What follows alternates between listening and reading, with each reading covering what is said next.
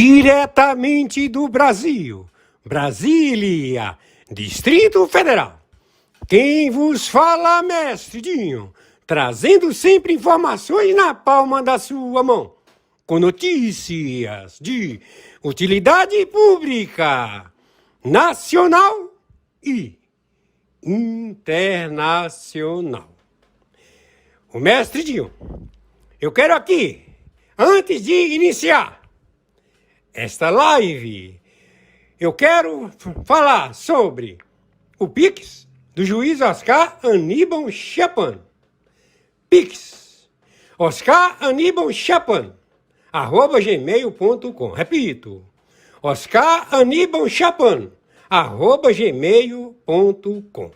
Está na descrição desse vídeo. Quem vos fala, mestre Dinho? Hoje, dia 18 de junho do ano de 2025. Atenção, meus amigos e amigas patriota! Esse canal Deus, Pátria e Família é de Mundo Amado, que é o mesmo mestre Dinho e também o Dinho Amado. Mas o nome do mestre Dinho é Edmundo Amado, cantor e compositor gospel. A seguir, vamos assistir a live do juiz Oscar Aníbal Chapman. A seguir, meus amigos e amigas patriota, quem vos fala, mestre Dinho.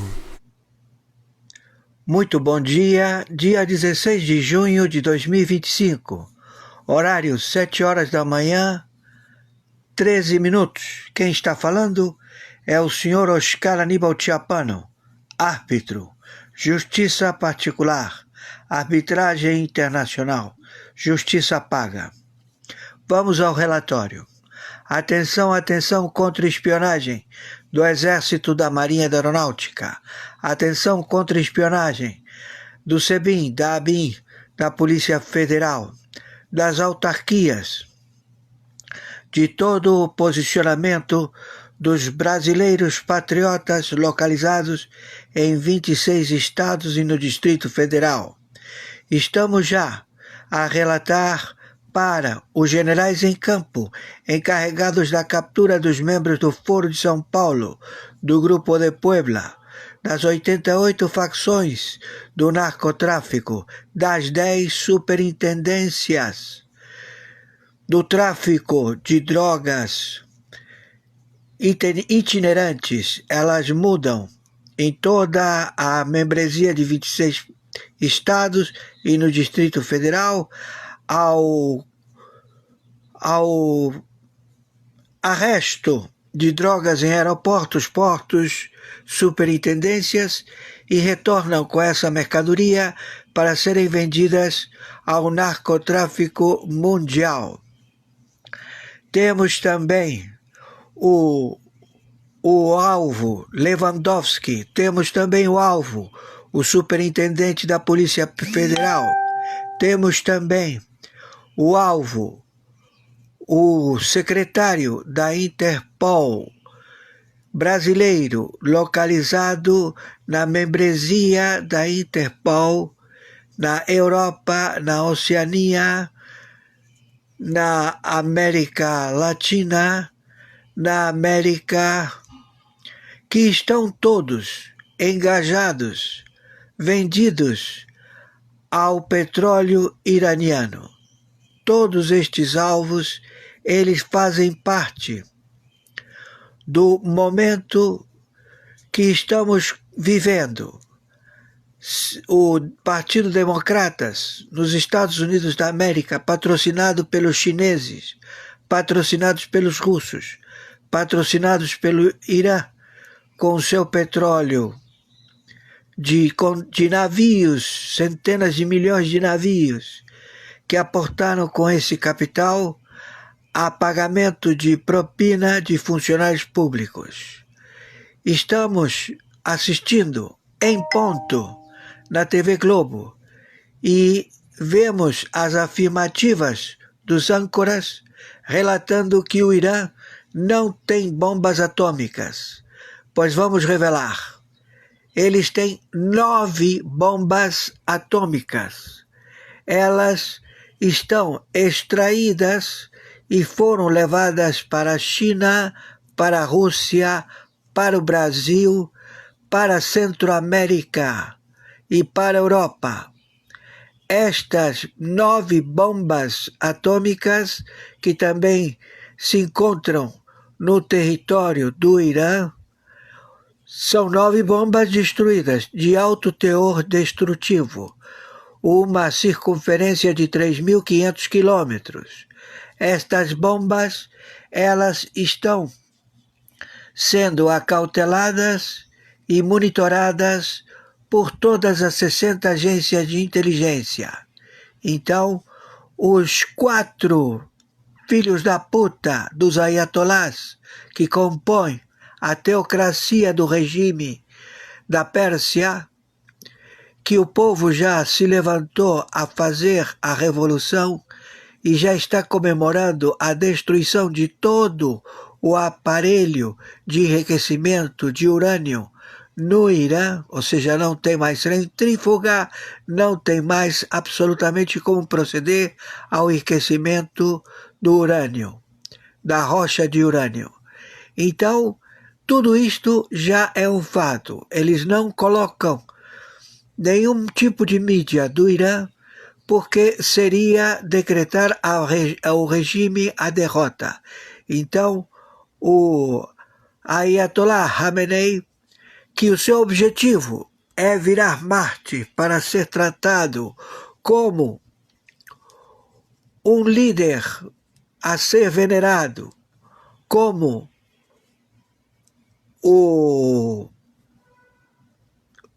vamos dizer assim, que é o seu objetivo. O seu objetivo qual é? O objetivo de todo Ayatollah.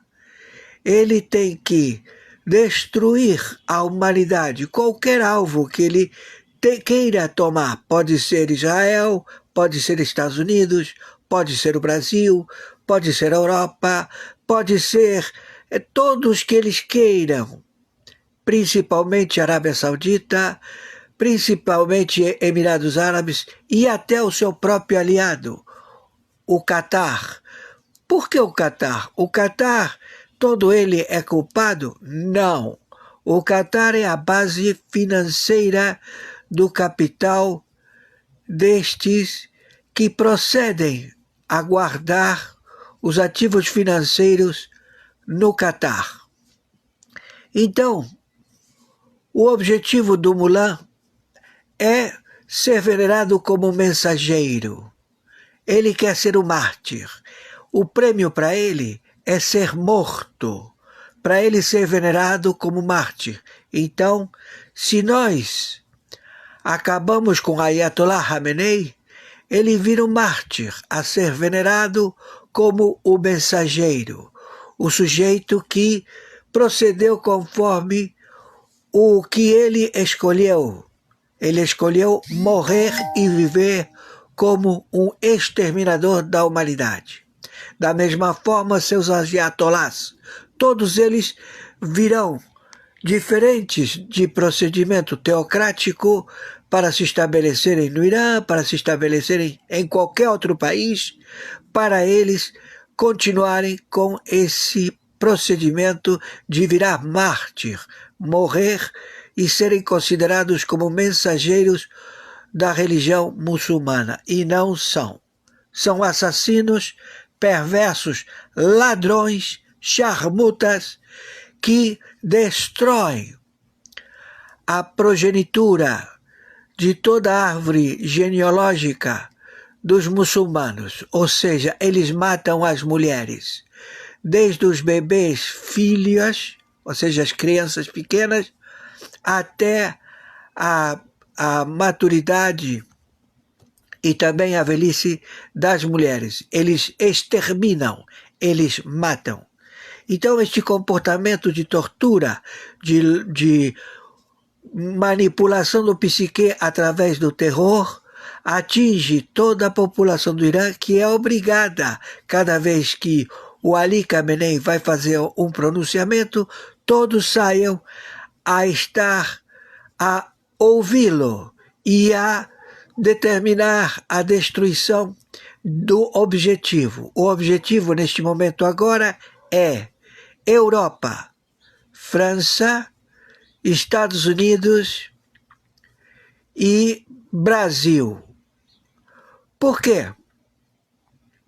Porque fomos nós que estabelecemos que não seremos escravos do Irã, da China, da Rússia, da Norte-Coreia. O continente brasileiro, as terras do Brasil pertencem ao povo brasileiro.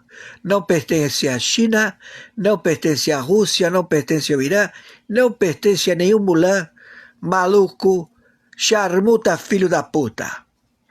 Então, nós temos que passar a limpo todo o sistema administrativo financeiro do Brasil, porque todo o capital, todo o recurso financeiro que estabeleceu 17 países do narcotráfico na América Central e na América do Sul, agora todo esse capital foi voltado para as armas nucleares, as metralhadoras, as ogivas de foguetes hipersônicos a serem utilizados ao combate. E tudo isto é transladado pelos navios da Rota da Seda da China.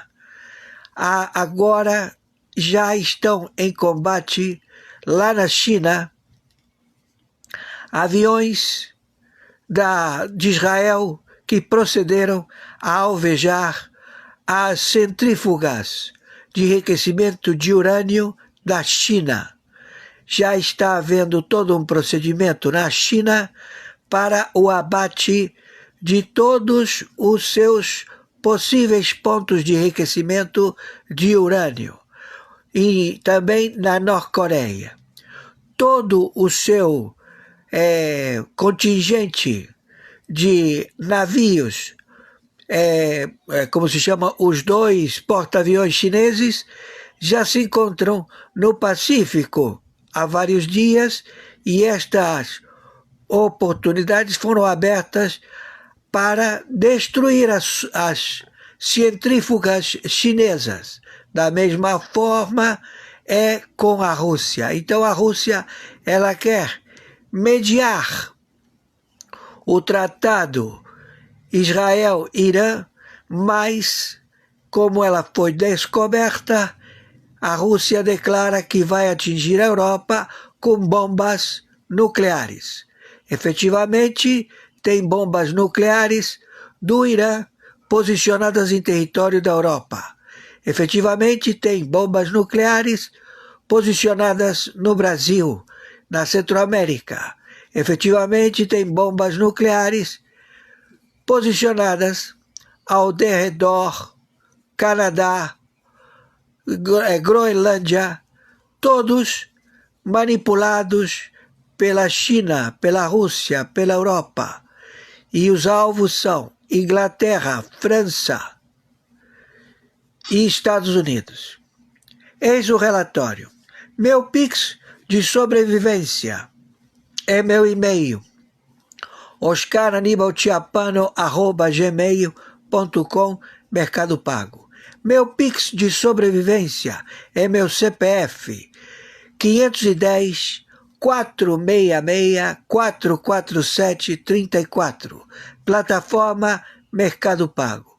Por favor, nos ajudem. Agradeço por R$1, agradeço por todo o aporte financeiro que estão nos ajudando. Já pagamos uma internet atrasada, temos que pagar a outra que já venceu, temos que pagar o telefone, essas são as prioridades. Por favor, nos ajudem. Agradecemos a todos. Outra revelação. todos os bancos financeiros, os 4 bancos para este continente inteiro do Brasil, que tomam empréstimo de 227 bancos do narcotráfico, que estão fornecendo o aporte da usura, do crime de anatocismo, juros sobre juros, e o Brasil é tomador, para fazer frente ao pagamento da folha de salário de funcionários públicos e também as suas supersalários no Supremo Tribunal Federal, no Judiciário. Todos estes estão devidamente identificados e vão responder à Lei Magnifici, na Lei IEPA e também na extração dos seus líderes. Serão levados a Guítimo ou a Tierra del Fuego. Gostaríamos que fosse Tierra del Fuego porque é bastante gelado. Então, estamos procedendo. O conflito é real. Temos 380 embarcações que todo mundo diz são pesqueiros. Eles vêm para pescar. Não, eles estão armados com metralhadoras, RPGs, são aquelas bazucas, né? RPGs, e também metralhadoras .30, .50. O objetivo é se estabelecer nas praias do Nordeste, em 9 estados, e no delta do Amazonas, pegar toda aquela região e proceder à divisão do Brasil para que se estabeleça o governo do Luiz Inácio Lula da Silva, os seus ministros, os seus partidos políticos, todos que se estabeleceram a atrair a pátria Brasil. Mas nós temos a possibilidade de arrasar em pleno Oceano Atlântico com todas estas embarcações. Então, estamos monitorando de perto todos os petroleiros que abastecem com armas, mísseis, com metralhadoras, com rancho, com petróleo e que acompanham estas embarcações que são constituídas de 200 tripulantes, todos armados, todos norte-coreanos, todos mongóis, todos terroristas, que eles vêm para se estabelecer no Oceano Atlântico, na República Federativa do Brasil. Maiores informações entraremos em contato. Então, o conflito do Irã, mais de 200 mortos em 4 dias, eles só estabelecem o conhecimento dos civis. Mas a realidade é que arrasamos com os dragões do Irã. Arrasamos com todos os generais encarregados de logística do Irã. Eles estão colocando outros no lugar e estão querendo proceder a se defender do combate dos militantes sírios que estão já nas ruas do Irã combater e a matar, destruir todos os simpatizantes iranianos do regime do Ayatollah Khamenei. Por favor, nós já temos o veredito da Sura muçulmana com relação ao julgamento do Ali Khamenei e os seus ayatollahs, que são 4 malucos que querem praticar e seguir praticando. Eles não são persas, não são iranis, eles se estabelecem em qualquer lugar. A intenção é tomar a Inglaterra, a França, a Europa. Eles já estariam de saída do regime do Irã e libertar o povo lá de... como se chama? Do Irã. Mas não é mais, deixará de se chamar Irã e passará a se chamar Pérsia, porque em realidade eles acabaram com um país maravilhoso que tinha uma brasileira que nos deixou saudades. O Brasil, Israel, todo mundo convivia muito bem com o Shah da Pérsia. Éramos todos felizes, até chegar esse refugiado que morava na França e estabelecer o maior terror. Matou todos os estudantes que achavam que o regime dos ayatollahs seria bom, foram todos aniquilados, não sobrou ninguém, e eles estabeleceram novas alianças através da lobotomização do psique e do terror. Por favor, viralize isto o máximo possível. Gratidão. Fique com Yahushua Merushihaim. Nada temam. Vocês vão receber todo o salário, Brasil. Vocês vão ter toda a prioridade, mas nós vamos monitorar todos estes traidores à pátria e todos serão levados ao pelotão de fuzilamento. Gratidão. Bom dia. Segunda-feira, 16 de junho de 2025. Horário 10h21.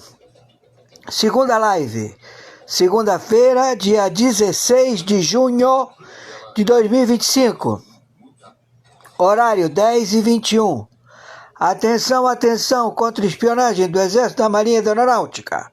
Atenção, SEBIN, ABIN, Polícia Federal. Atenção, autarquias. Atenção, Comando Sul, NATO, OTAN, Pentágono. Atenção, atenção, Quarta Frota. Atenção, 123 países signatários do Tribunal Penal, ao qual está em recesso devido à corrupção na sua membresia operacional de juízes e promotores, todos acautelados na Lei Magnifique e ERP. Estão cessantes os trabalhos do Tribunal Penal Internacional. Temos então a intervenção no Tribunal Internacional do Brooklyn e no Supremo Tribunal Mundial. Estamos todos em observação se eles ou alguém se vende ao petróleo iraniano. Atenção, atenção. Os laboratórios de armas químicas na China foram alvejados. Os laboratórios de enriquecimento de urânio, bombas atômicas, centrífugas, que eles, conjuntamente com a Rússia, alegam que o enriquecimento do urânio, os restos de enriquecimento de urânio do Irã, foram levados até a Rússia e até a China para fazer pequenos reatores domésticos, a acautelar as ogivas nucleares contrabandeadas para 17 países da América do Sul, da América Central. Temos todo o procedimento a monitorar e estabelecer a intervenção. O Brasil está em intervenção da Quarta Frota, todo o continente americano, centro-americano, tudo está monitorado. E também estamos monitorando os submarinos do Irã, que estão soltando mísseis de 3.500 quilômetros a alvejar Israel, e também os submarinos que se encontram na área. Estamos procedendo a acabar com a infraestrutura dos dragões do Irã e de todo o sistema dos ayatollahs, o regime. Todos eles acautelados, todos eles levados a interrogatórios internacionais. Estamos já com o procedimento da família do senhor Reza Pahlavi, antigo regime da comunidade do país persa, da Pérsia, que está para assumir a administração e liderança do Irã. Então, torno a repetir, a China está sendo bombardeada. Estão caindo lá todo tipo de armas de perfuração do solo, de observação das cavernas, onde eles guardam todas as suas armas nucleares, todos os seus mísseis intercontinentais, toda a sua produção de inteligência artificial. A China está sendo bombardeada no momento, como também a Rússia. Neste instante, dia 16, segunda-feira de junho de 2025, horário 10 horas 26 minutos. Por favor, viralizem isto. E conforme determinação das lives, meu Pix de sobrevivência é meu e-mail, oscaranibaltiapano@gmail.com. Meu Pix de sobrevivência é meu CPF 510-466-447-34. Plataforma Mercado Pago. Por favor, nos ajudem. Agradecemos e dizemos a todos, a população civil da América do Sul, da América Central, nada temam. Já temos todos eles já monitorados. Estão sendo auditados via satélite. Todo o solo de toda a América do Sul, de América Central, está rastreado à procura das ogivas nucleares, que são 9 ogivas nucleares que o Irã posicionou contra os Estados Unidos da América. E estão no Caribe, estão no Brasil, estão deslocadas e monitoradas. Já imediatamente procedemos com o abate. Vamos proceder com os especialistas em determinar o abate destes terroristas localizados na América do Sul, na América Central. Já começamos dinamitando a central de drogas mundiais com o B-12, o avião americano, o morcego negro, que já implodiu com a fabricação destas drogas que fornecem capital para o regime do Irã e os seus aliados, da USAID, do Biden, do Obama, do casal Clinton, já que o senhor Bush faleceu e deixou todas as diretrizes, toda a expertise, todos os envolvidos da USAID, que agora estão fazendo delação premiada e entregaram a manipulação das urnas do voto do Brasil, feito por Fachin, feito por Alexandre de Moraes, feito por todos os 22 partidos políticos, os seus presidentes, todos os que estão envolvidos, todos serão levados por traição à pátria, crime, pena capital. Por favor, viralizem isto o máximo possível. Nada temam. Vocês vão receber o dinheiro dos seus salários, não vai haver nenhum problema. Mas nós vamos monitorar para que nenhum recurso financeiro chegue à mão dos terroristas aliados do Moacir, vulgo Luiz Inácio Lula da Silva, Alckmin, terrorista do Irã, do Hamas, do Hezbollah, e os 22 partidos, todos já identificados, Alcolumbre, todos identificados. Não ficará ninguém em pé. Por favor, viralizem isto o máximo possível. Fiquem com Yahushua HaMashiach, com o Senhor Todo-Poderoso, com o mensageiro Allahu Akbar. Todos se sintam protegidos. Muito boa tarde. No momento, dia 16 de junho de 2025, horário 14 horas 32 minutos. Estamos com o relatório já específico para as tomadas de decisão que já passam a vigorar em todo o planeta. Vamos ao relatório. Atenção, atenção contra espionagem do Exército, da Marinha e da Aeronáutica. Atenção contra espionagem do SEBIN, da ABIN, Polícia Federal.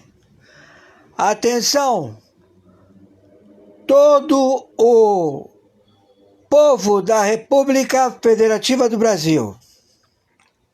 Já foi identificado o Irã, a China, a Rússia. Estão mantendo e determinando a que o Irã proceda a atingir os países da comunidade árabe, Arábia Saudita, Omã, Emirados Árabes, Catar, todos alvos que serão abatidos pela Rússia, pela China e pelo restante do seu arsenal arsenal bélico, né? Do Irã, em disposição para este show. Tudo isto nesta madrugada, assim que o sol baixar em Israel, eles vão proceder com este procedimento.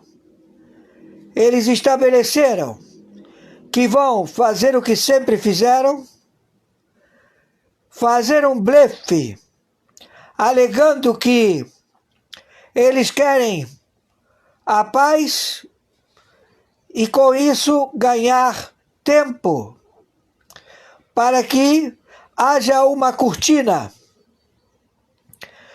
dos mísseis lançados pela Norte-Coreia, pela China, pelos turcos, pelo Irã, todos posicionados e vão fazer a devassa nas bases militares americanas em todo o Golfo de Omã, que vai atingir os países muçulmanos, o mundo árabe. Então, está envolvido Luiz Inácio Lula da Silva. Ele também vai proceder com a invasão do Amazonas, do delta do Amazonas, para o Nordeste, querendo estabelecer tropas da Rússia, da China, da Turquia, do Irã, no território brasileiro, e com isso ter confronto com os americanos em Iguaçu, também com os colombianos, também com os venezuelanos.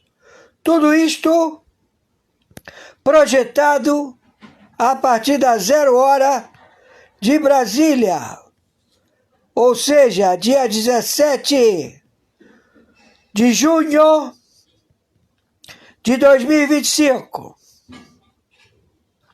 Isto é um fato já estabelecido, porque o deslocamento dos mísseis já estão se locomovendo e estão também apontados para a Inglaterra, para a França, para a Alemanha, para a comunidade europeia, onde se encontra o foro do euro, a presidência da Comunidade Europeia. Eles querem destruir a Europa. Esse é o objetivo de intimidação.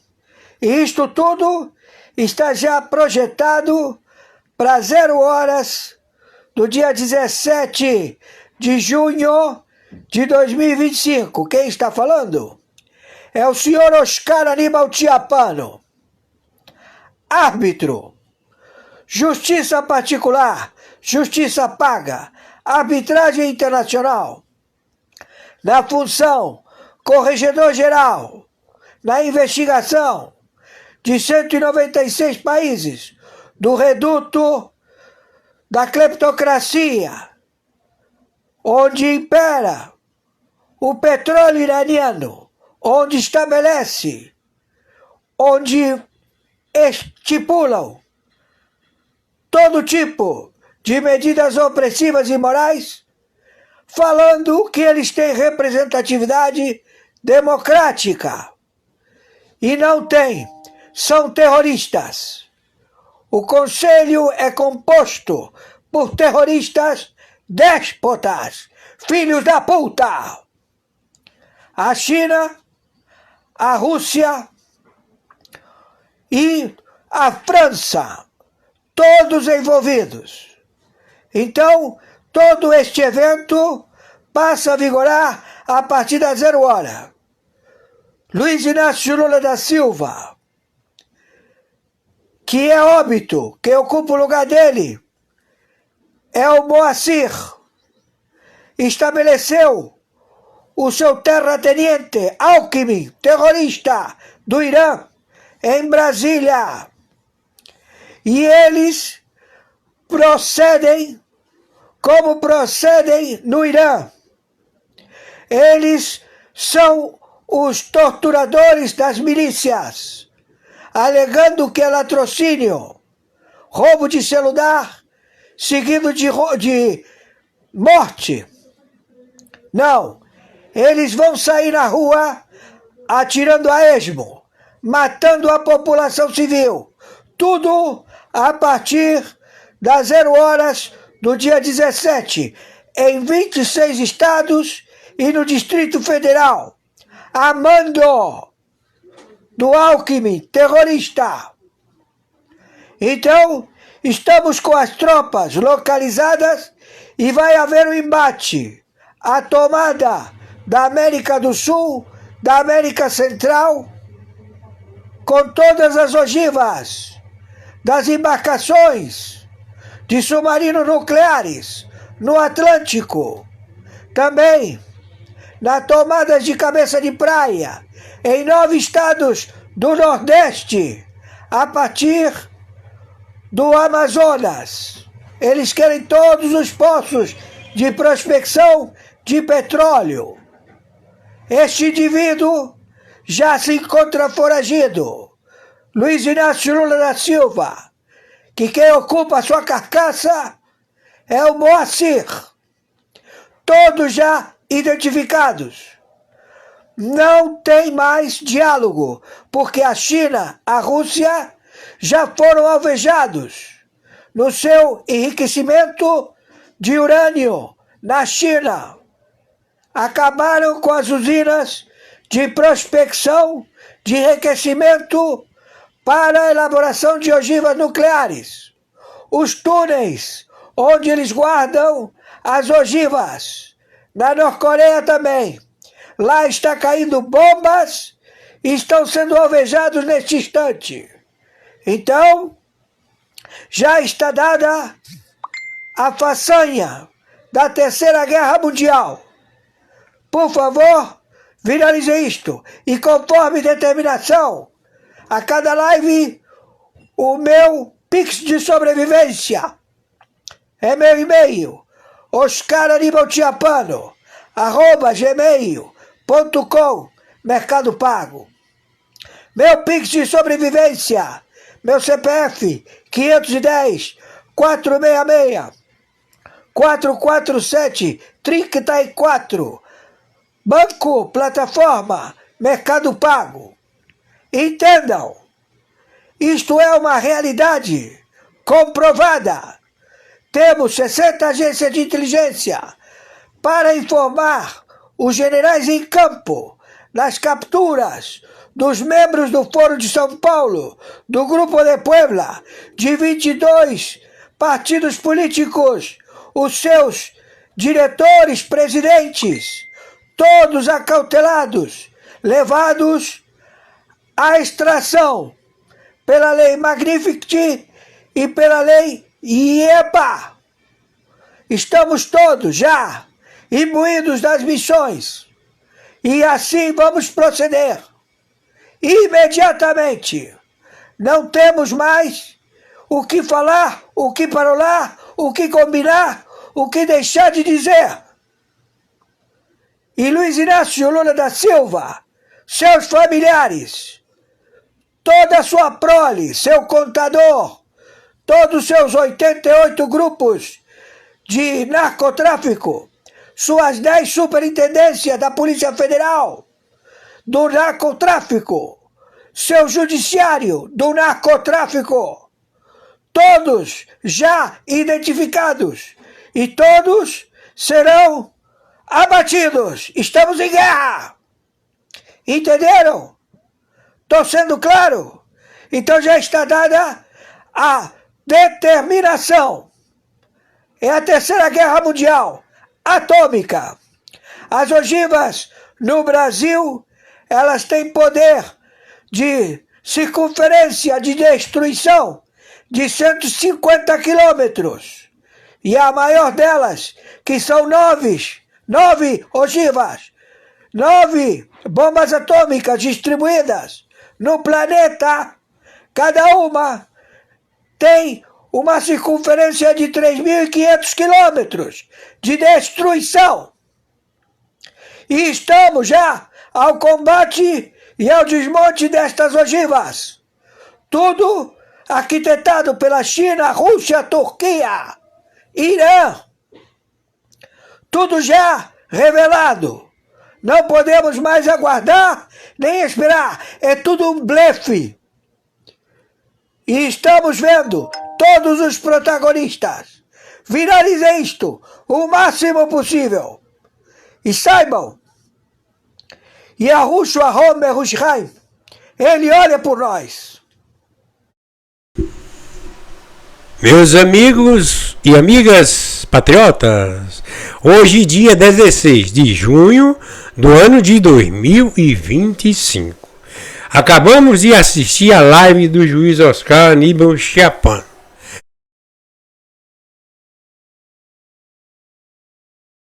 E tenho a sensação de que estamos no lado que não pode dar opinião. Por isso que o Café com a Gazeta do Povo é tão corajoso e te informa todos os dias. Vamos aqui ao superchat do Augusto Souza. Não vamos esquecer daquela entrevista do Lula à CBN, onde ele disse que Bolsonaro nunca mais iria retornar à presidência e que só dependia deles criarem a narrativa correta. Já mandando um abraço para Alex Guimarães, o Anderson, a Lena, a Sandra, o Rogério Rangel, o Luiz Augusto, o Luiz Inácio, que não é aquele, todos eles aqui que nos acompanham todos os dias, agradecendo aí o carinho da sua audiência. Quero aproveitar para convidar você a assinar a Gazeta do Povo. Nós estamos aí com uma super promoção, R$ 1,90 por mês nos primeiros 6 meses. Esse é o plano. Deu a louca no comercial da Gazeta do Povo, 95% off, 6 meses de desconto. Basta você apontar a câmera do seu celular para este QR Code que aparece aqui na sua tela. Bom, e agora nós temos o ex-ministro da Defesa, Paulo Sérgio Nogueira, pedindo desculpas a Alexandre de Moraes, que ele refez ali uma de suas declarações. Vamos ouvi-lo. Perdão, dizendo em relação à Comissão de Transparência Eleitoral, entre aspas, é para inglês ver, constituindo um ataque à democracia, e diz, também tudo entre aspas, vou falar aqui muito claro, senhores, a comissão é para inglês ver, nunca essa comissão sentou numa mesa e discutiu uma proposta, é retórica, discurso, ataque à democracia. E em linguagem militar, o senhor descreve nessa reunião o que talvez fosse uma estratégia do senhor. Entre aspas, o que eu sinto nesse momento o que eu sinto nesse momento é apenas na linha de contato com o inimigo. Ou seja, na guerra a gente, linha de contato, linha de partida. Eu vou romper aqui e iniciar minha operação. E vejo as Forças Armadas e o Ministério da Defesa nessa linha de contato. Nós temos que intensificar e ajudar nesse sentido para que a gente não fique sozinho no processo. Então, eu gostaria que o senhor pudesse esclarecer essa desconfiança, dizendo que o TSE fazia ou faz o que quer, possa interessar ou não, e que é um ataque à democracia, e que o senhor estaria numa guerra contra o TSE e iria romper e iniciar a operação. E qual seria essa operação? Por favor. Pois não, senhor ministro Alexandre de Moraes, senhor ministro Luiz Fux, senhor doutor Paulo Gonet. Inicialmente, presidente, eu queria me desculpar publicamente por ter feito essas colocações naquele dia. Eu tinha assumido o Ministério da Defesa em abril de 22, eu não tinha nem 3 meses de MD. Vinha do Exército Brasileiro. Depois de 47 anos de exército, talvez com aquela postura de militar, e vendo aos poucos que na defesa as coisas seriam diferentes. E coincide com essa reunião em que eu trato com palavras não adequadas, completamente inadequadas, o trabalho do Tribunal Superior Eleitoral. E mais ainda olhando para Vossa Excelência, porque nós trabalhamos juntos nesse processo. Quando eu vi esse vídeo posteriormente, eu não acreditei. E aí agora eu vou entrar, propriamente dito, na resposta. Naquele momento, o que é que eu sentia? Nós estávamos vivendo a Comissão de Transparência Eleitoral. E eu perguntei ao pessoal, quando fui me assenhorar do trabalho, como é que estava a CTE. E a grande demanda e o pedido dos militares, engenheiros que trabalhavam na CTE, era o contato, a reunião técnica próxima para discutir propostas. Na CTE, eu não vou perder tempo vendo a resolução, tem gente e instituições que... E eu falei para Vossa Excelência isso uma vez, numa reunião nossa, que eu não via efetividade na CTE, de coração. Flávio, eu quero sua opinião sobre o depoimento do ex-ministro da Defesa, Paulo Sérgio Nogueira. Acho que minha cara responde tudo. Vamos lá, o Alexandre de Moraes ele tem um método que se espalha para todo o STF, que é um método seguinte. Ele separa as pessoas, inclusive essa ideia de você separar em núcleos, isso não está de acordo com um processo normal. Ou seja, um núcleo fala, aí o advogado não pode entrar, aí a outra pessoa que está sendo investigada ela só vai poder se manifestar no outro dia com as perguntas que foram fazer para outro núcleo. Isso aí não existe, tá? Não existe, ponto. Então vamos começar dessa forma. Então o que ele faz? Método de investigação dele, ele já trata como se fosse uma punição. Ele já fez isso com quebra de sigilo, já fez isso com busca e apreensão, agora ele está fazendo na cara de todo mundo, de uma maneira mais física, vamos dizer, ou pelo menos filmada. Ou seja, ele tenta colocar uma pessoa contra a outra. Porque aí, mesmo que todo mundo seja inocente, o simples fato de uma pessoa falar, olha, essa pessoa pediu desculpa, tá vendo? Então é uma confissão de culpa, etc, etc. Ou seja, coloca todo mundo para brigar entre si, e aí qualquer mínima, não é nenhuma contradição, mas qualquer mínima desavença ou mudança de tom de um para o outro, eu gostei muito do que o Briguet falou no começo do programa, sobre a diferença entre forma, conteúdo e tom, isso aí é tratado como se fosse uma confissão, entendeu? Então vamos lá, olha como é estranho este processo, não dá nem para chamar de processo, né? Aliás, algumas pessoas usam muito o termo inquisitorial, né? Tá vendo? Esse processo tá parecendo inquisitorial. A Inquisição foi o primeiro tribunal do mundo a exigir que a mesma pessoa não pode julgar e investigar.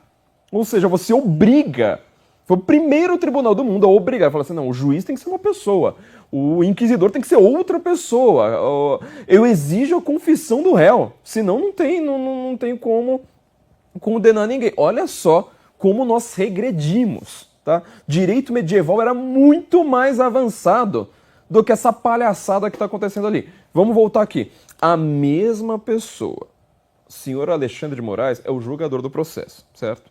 Ele também está sendo o investigador aqui no Ministério Público, etc. Qualquer uma dessas figuras que faz a investigação. Ele é a suposta vítima. E aí, olha só como piora ainda nesse caso, né? Ele está citando falas do ex-ministro da Justiça sobre o TSE, que era presidido por quem mesmo, Lucas? Pelo próprio Alexandre de Moraes. Assim, ele está em todas as figuras, no mesmo processo. Vamos voltar lá para a Inquisição, tá? O Torquemada. Se esse processo da tentativa de golpe tivesse nas mãos do Torquemada, estaria todo mundo solto. Pesquisem, tá? Pesquisem, vocês vão entender do que eu estou falando. Porque o senhor Alexandre de Moraes, ele consegue citar críticas que foram feitas justamente a ele próprio. Ele próprio que vai julgar este processo, ele próprio está conduzindo tudo. Ele é a testemunha também. É a referência. Ele é tudo. Sabe? Ele só não é réu. De resto, são todas as figuras ao mesmo tempo. E está chamando isso aí de atentado à democracia. Ou seja, você fez críticas ao TSE. Portanto, já coloca dessa forma. Repara como a pergunta dele é capciosa. E o ex-ministro da Defesa não percebe. Você fez questionamentos ao TSE, portanto, atentados à democracia. Acabei de citar aqui o Gilmar Mendes. Eu vou citar de novo aqui, tá? Gilmar Mendes disse em 2014, tá? Falando aqui com toda clareza. Não devemos considerar o pedido de esclarecimento uma ofensa às instituições ou um atentado à democracia. Nada disso. Devemos estar preparados para prestar estas informações, até porque estamos a falar de algo elementar, ou seja, da legitimação democrática. Fecha aspas, Mendes, Gilmar, 2014. Tá? Gilmar Mendes disse isso aqui. Então vamos citar o Gilmar Mendes agora, vamos prender o Gilmar Mendes agora como mentor intelectual, núcleo jurídico de um golpe de Estado contra as instituições democráticas? É o que está aparecendo. É a única coisa que está faltando. Ou seja, quando o Alexandre de Moraes faz esse questionamento, ele já faz uma acusação que o ministro da Defesa não percebeu. Isto aí, portanto, é um atentado à democracia. Não, senhor. Isto é uma legitimação democrática. Quantas vezes o TSE, nas últimas eleições entre Bolsonaro e Lula, ele censurou? Quantas vezes ele revelou, por exemplo, fez uma auditoria pública das urnas? Eu não estou falando se teve fraude ou não, só estou falando assim, não, é só revelar, pronto. Se vocês estão dizendo que não teve fraude, é só mostrar, pronto, resolvido o problema. Quantas vezes o TSE proibiu propagandas do Bolsonaro, inclusive dizendo, olha, o Lula é amigo do Ortega. Não, tá proibido. O Lula, ele vai liberar o aborto. Tá proibido, e depois o próprio ministro Alexandre de Moraes, ele foi lá e exigiu uma liberação do aborto aqui e exigiu que os hospitais estivessem comprovando que estivessem fazendo aborto aqui em São Paulo. Foi proibido. Que o Lula era o candidato com mais apoio dentro dos presídios. Foi proibido de ser veiculado. Digita lá, TSE proíbe Bolsonaro. Vocês vão ver quantas mensagens. Não cabe na primeira página do Google. Entendeu? Aí vai lá, o que ele coloca, né? Se você questionou alguma coisa do TSE, isto é um atentado à democracia.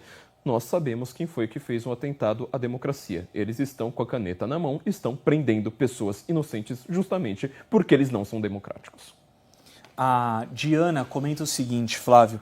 A minha impressão é que o Bolsonaro tem uma péssima assessoria. Te digo mais, viu, Diana? Recentemente, em uma entrevista, ele disse que não colocaria mais o tanto de militares que ele colocou em cargos-chave. Ele falou que repensaria até militares para ficar à frente do Ministério da Defesa.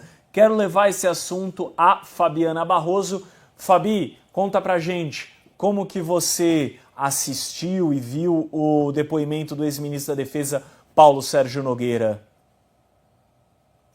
Bom, ele é um dos casos que eu acho que foi excesso de desculpa e excesso de retórica, né? Aliás, o Alexandre de Moraes se incomodou demais, né? Falou que exagero de retórica quando o presidente Bolsonaro estava depondo. Mas o Paulo Sérgio, ele poderia ter falado tudo o que ele disse, mas infelizmente não nesse tom. Então, né, eu sinto muito por isso. Eles duvidar, né? Tira toda a credibilidade quando ele fala. Nem mesmo eu acreditei quando eu vi tudo aquilo. Sendo que não existe nada sólido, né? Era só ter mantido... Eu sempre vou voltar à figura aí do Almirante Garnier, porque ele mostrou como tem que ser uma postura ali, principalmente, gente, de quem está sendo colocado como réu por aproximação, praticamente, né, ao presidente Bolsonaro. A parte que eu acho que a gente vale até destacar é a parte humana, né, do Paulo Sérgio Nogueira, porque ele diz, né, ele é um dos que dizem que o Bolsonaro ficou muito abatido, que estava doente, ele estava lá com a erisipela, e que ele estava nem querendo falar, e que ele se preocupou com a saúde do presidente Bolsonaro, e ele ia lá fazer um revezamento de visitá-lo, e ainda estipulou lá que fizesse uma escalinha, né, de visitas. Então isso é importante para mostrar esse contexto, porque assim, quem fosse dar o golpe ia estar feliz, animado, né, ia estar preocupado, ia estar agitado, não em quase uma clausura como ficou o presidente Bolsonaro. Ele estava em luto, gente, em luto. Isso é muito simples a gente ver, isso não precisa de grandes psicólogos, como também não precisa de grandes psicólogos ou psiquiatras. Neste caso, se a gente for olhar também a perturbação da condução do processo, né? Condução do processo, aliás, é nulidade, é crime, mas a gente viu, infelizmente, essa condução.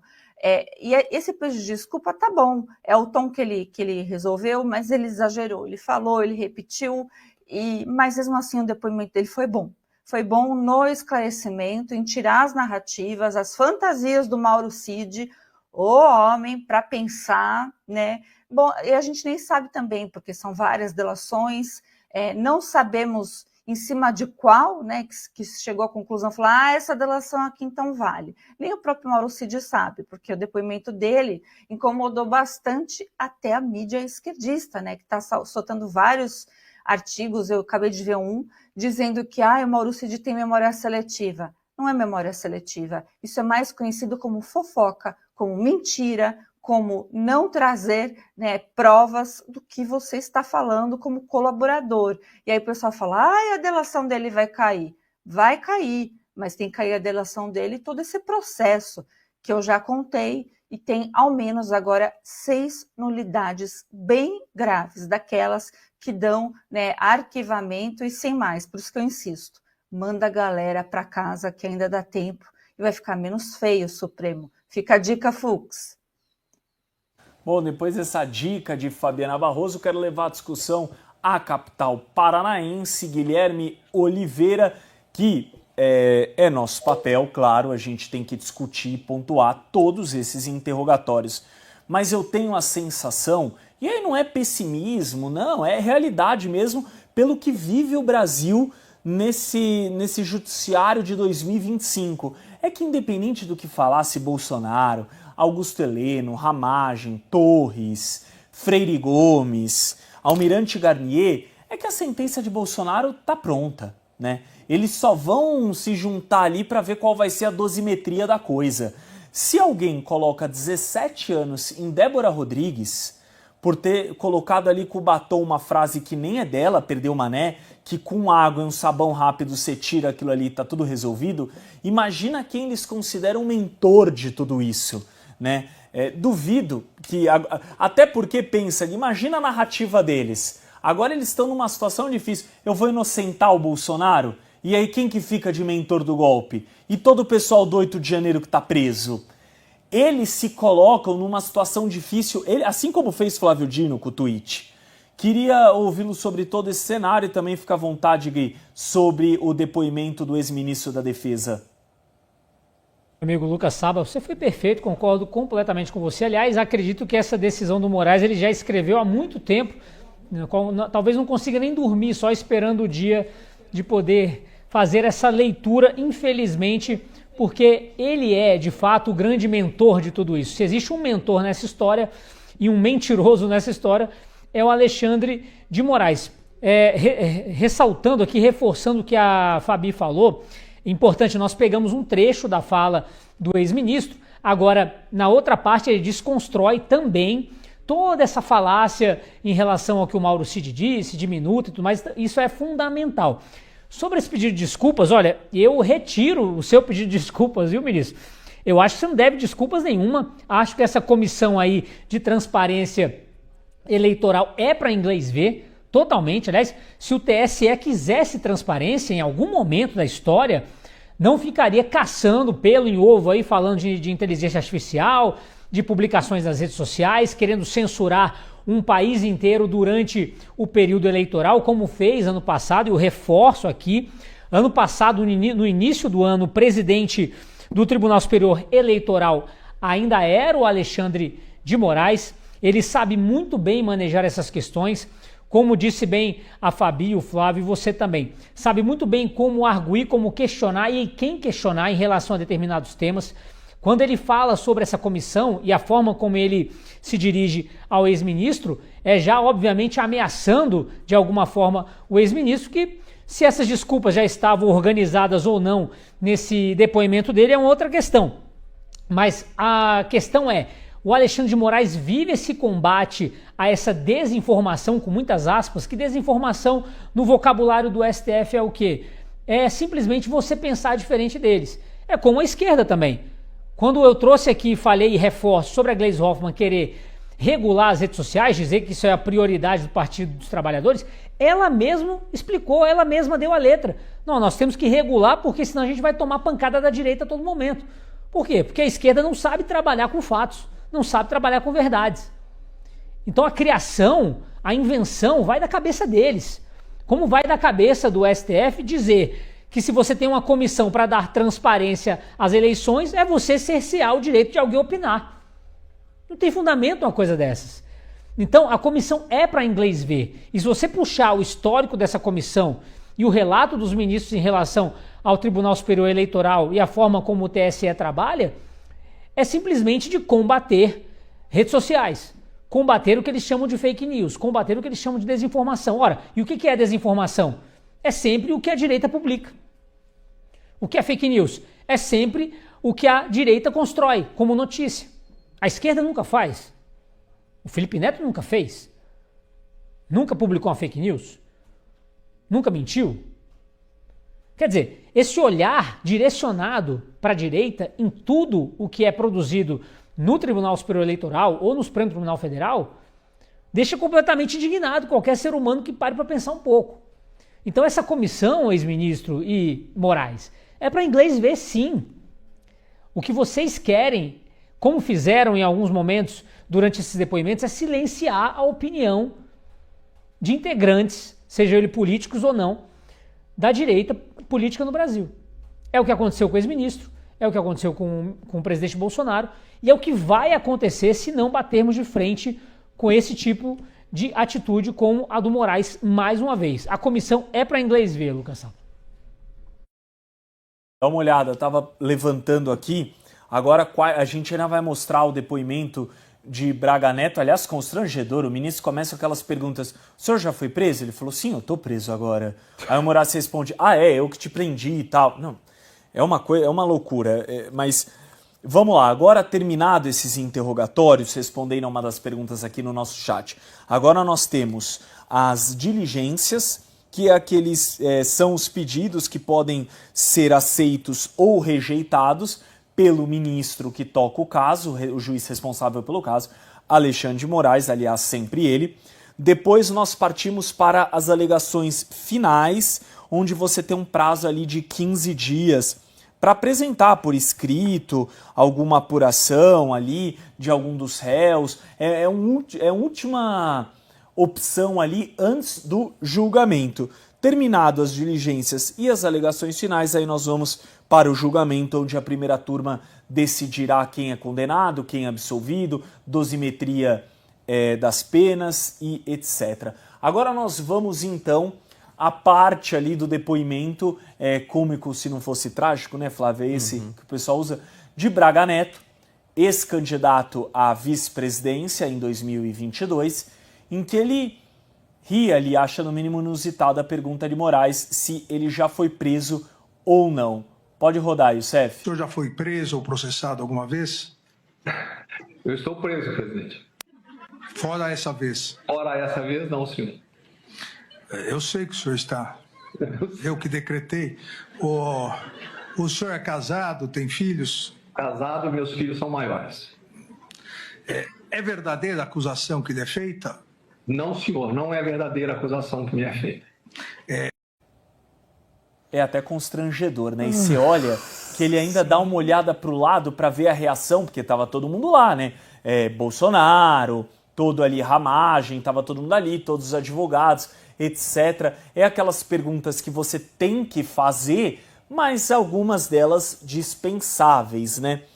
Enfim, bom, quero trazer a discussão para o Flávio aqui. Flávio, como você viu o depoimento de Braga Neto, entre todos, me parece ser o mais prejudicado.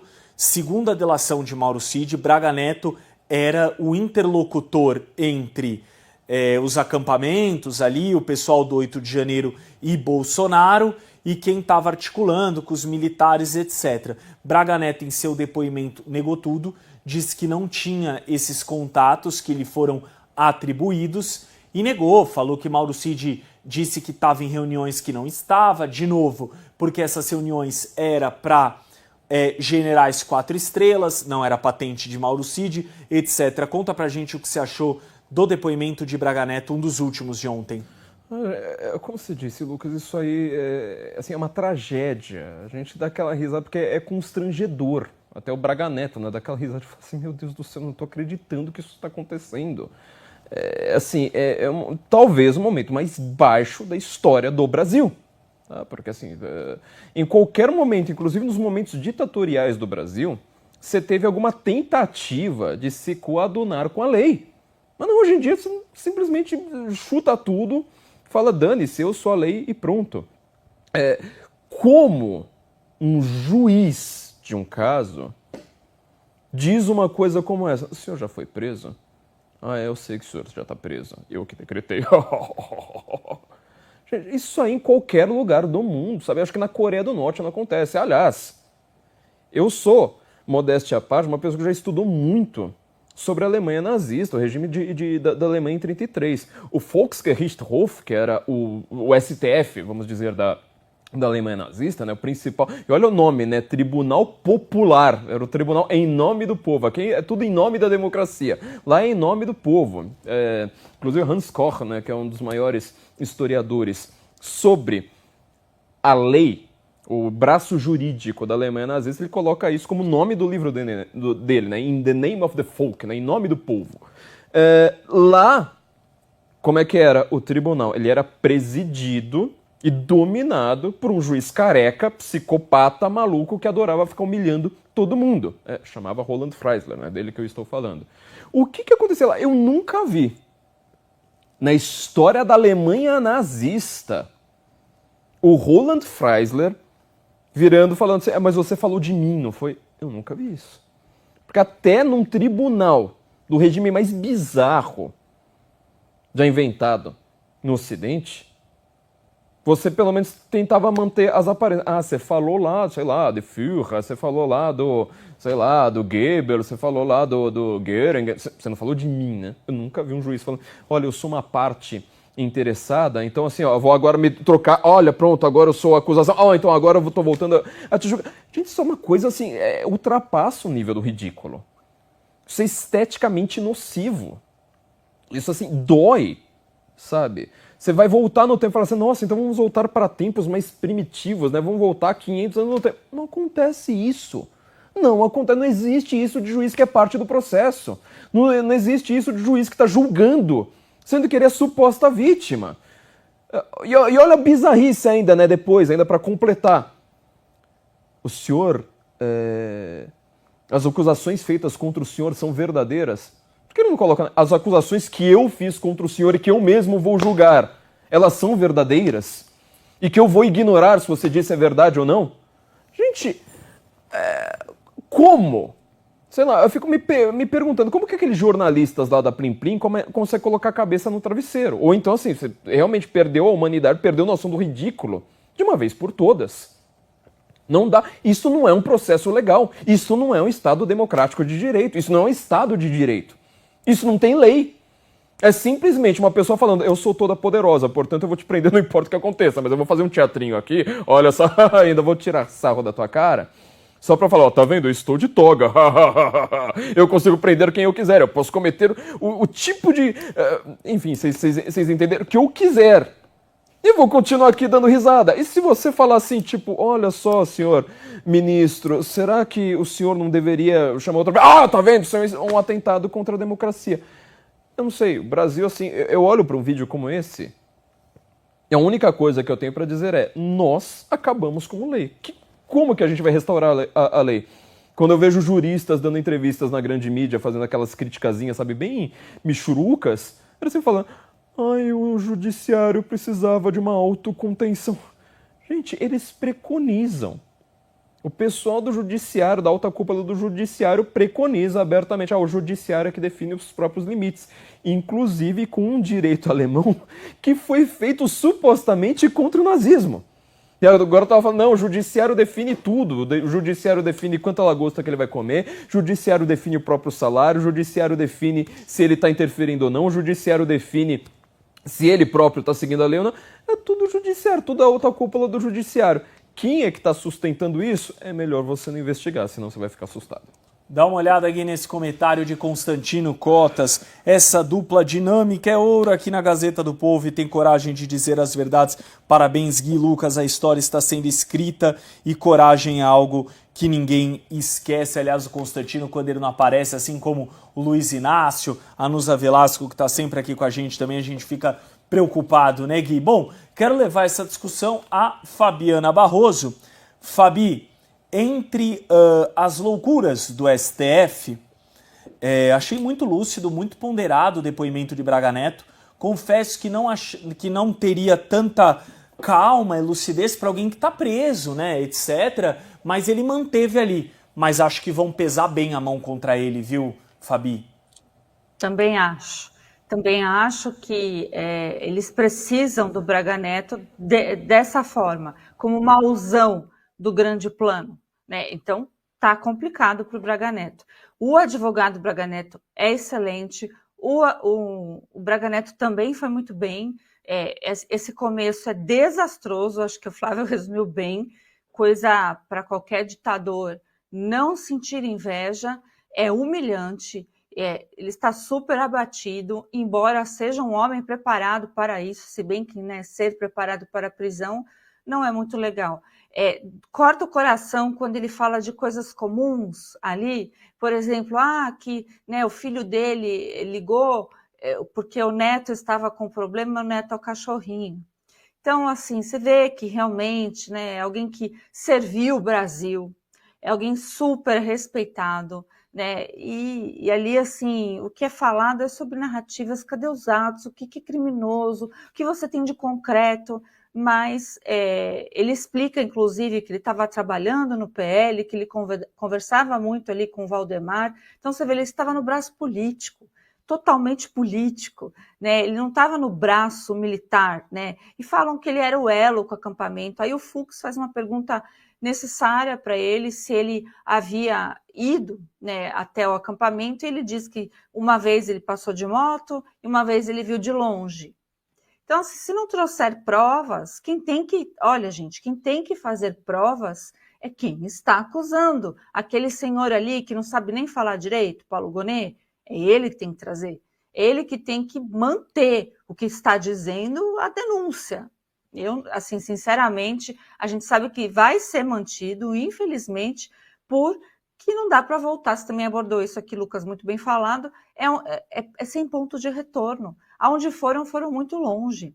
E aí, quando a gente fala, tem que pôr anistia, tem que, né, achar um meio, que toda a Constituição, aliás, toda a norma, todo o direito, sempre tem um meio de retorno. né, mas estão obstruindo o meio de retorno. Isso me assusta, porque quem está no poder é o Lula. E a permanência dele no poder é muito preocupante para nós brasileiros comuns. Então, para isso aqui virar realmente uma Venezuela, no sentido de termos escrachado uma tirania, uma ditadura, um regime, são 2 palitos.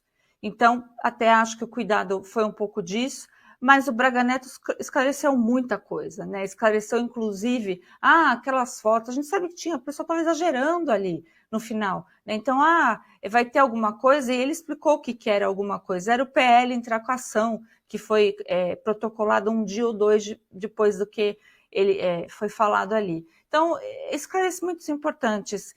E vamos ver se o Fux vai considerar que ele não esteve ali no acampamento, nos acampamentos presencialmente. Como ele seria o elo? Né? Que elo é esse? É um elo que precisa de outro elo? E cadê esses outros elos? Quem é que fazia essa ponte? E a questão também de dinheiro, né? Também ficou bem assim, tá muito estranho e tá sem provas. Mas vamos ver se teremos aí condenações sem provas. Creio que sim, infelizmente. Então, e você sabe, né, Fabi, que essa história, você lembrou bem, aliás, sempre brilhantes os comentários de doutora Fabiana Barroso, essa história do financiamento, né? Mauro Cid falou, não sei, acho que era uma turma do agro, tipo, jogou no ar. Aí o outro falou, o PL, que era o Partido Liberal, falou que não podia financiar nada. Então ficou, tipo, no ar, entendeu?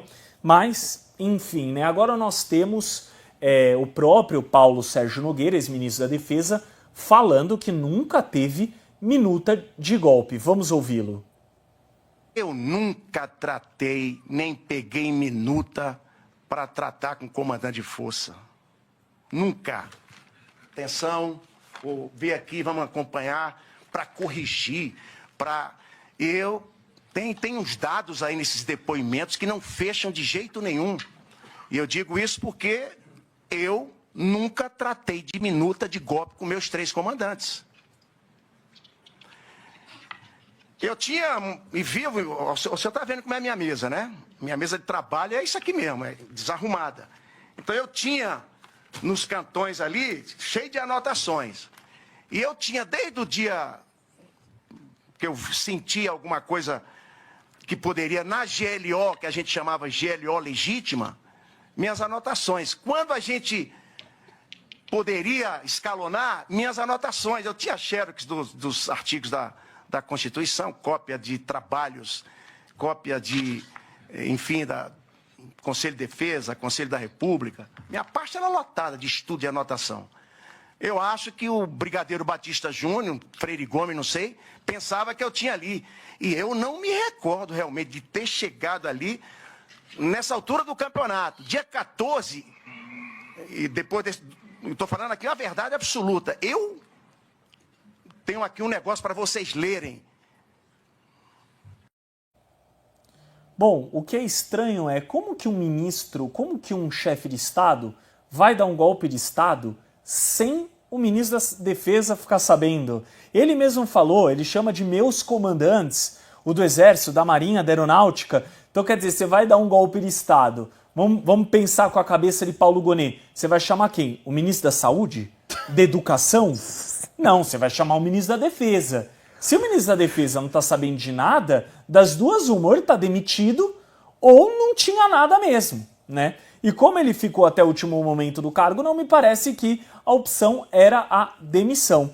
Quero levar esse assunto, aproveitando até já para me despedir de Curitiba, a Guilherme Oliveira, para dizer que nos vemos amanhã no mesmo bate-local, no mesmo bate-horário. Valeu, Gui, obrigado aí por essa parceria. Até amanhã e fique à vontade para comentar aí. Nessa, acho que Paulo Sérgio Nogueira foi bem enfático. Muito bem, meu amigo Lucas Saba, é isso mesmo. Eu acho que, como a Fabi tinha ressaltado, essa parte do depoimento perfeita do Paulo Sérgio, que é indignado aqui com as desculpas, que continua acreditando que não merece dar desculpa para Alexandre de Moraes por nada, viu?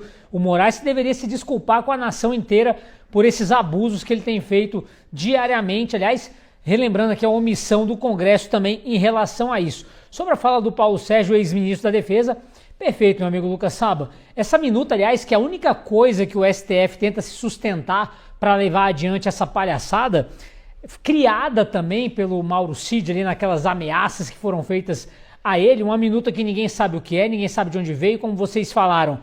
Quando perguntam sobre o que aconteceu, foi o pessoal do agro, foi o fulano de tal que me disse.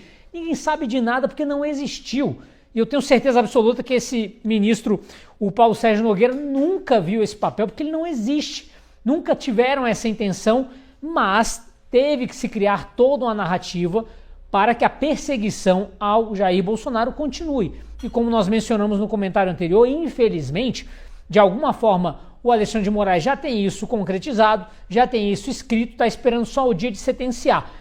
Cabe a nós aqui, jornalistas, a nossa sociedade toda, lutarmos contra esse absurdo que está acontecendo.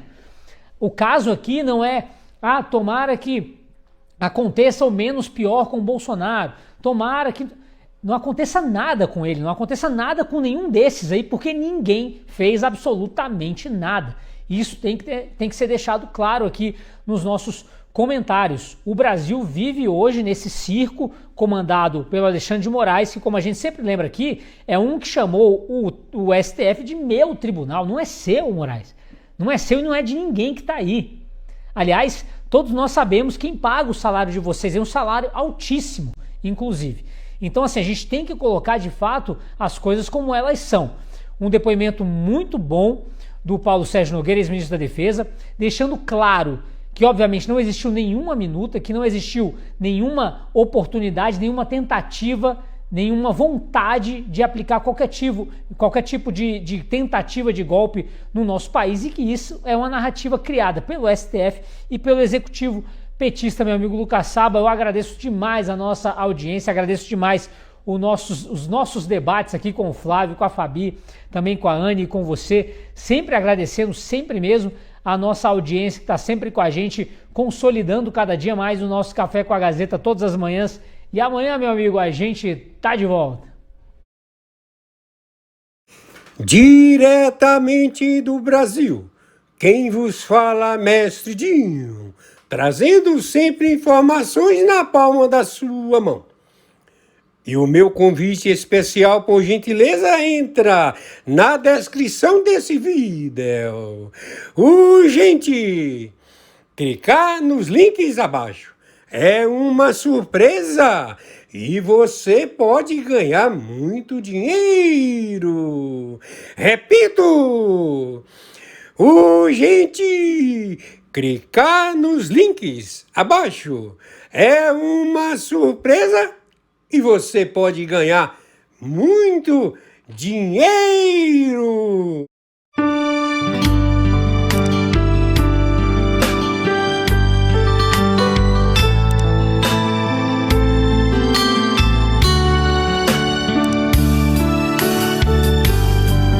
Jesus, meu rei, preciso de ti, te seguirei por onde quer que for, mais perto quero estar, sempre hei de suplicar, nos conflitos com o tentador, Jesus me fará vencedor, no nome do Senhor Jesus, o inimigo é amarrado, com o poder do meu Deus, me guardando, me livrando.